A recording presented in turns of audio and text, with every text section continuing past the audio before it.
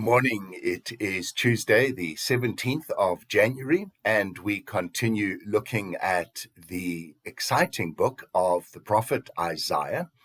Today, Isaiah chapter 44, verses 9 to 20. And in this reading, Isaiah, speaking the words of God, focuses again, and very strongly so, on idolatry, the worship of idols. And you might think, poor Isaiah has been focusing on idols, or God, through Isaiah, has been focusing on idols for an awfully long time. What is it that God has against idols? And I think we need to understand that idolatry is a form of shifting of your focus off of God onto something else. In the context of Isaiah, that something else was images made often in a human form or something akin to a human form, and it was made of wood or stone, perhaps roughly cast out of metal. And God is saying, as soon as your focus shifts from me, then there is a very real sense in which anything will capture your attention.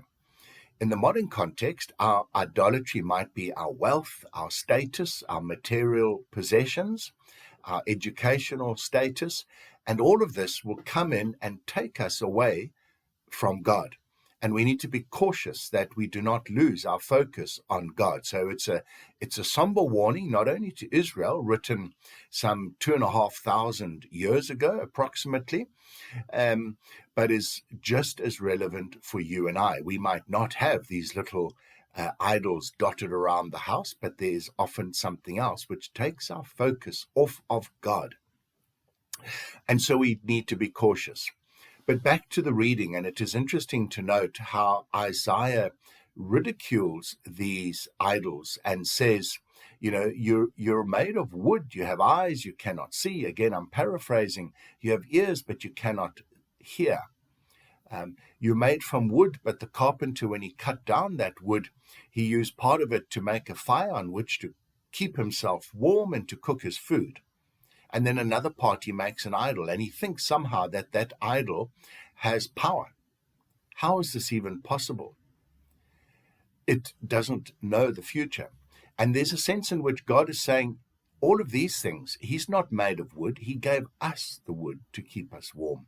Don't abuse it by making an idol of it. He gave us eyes that really see. The idol has eyes, but it cannot see. God has given us ears that really can hear. The idol has ears and it cannot hear. And why then do we shape the idol, God is saying, in the form perhaps of a human being? Because God created us in his image, and now we go and create something in our own image, which is in itself a created image, and then we worship it and we think it has power over us.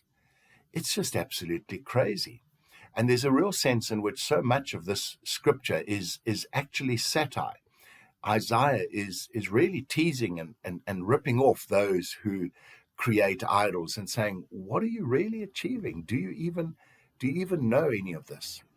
And so, folks, whilst the reading looks specifically at Israel at that time, and idolatry was a very real and serious problem and threat in their lives, we too perhaps have idols, and we need to identify what those idols are.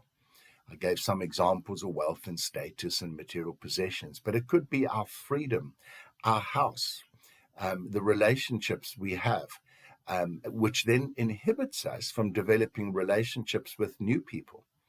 And we need to understand that God calls us to reach out to all people. God is calling all people, and he works through you and he works through me.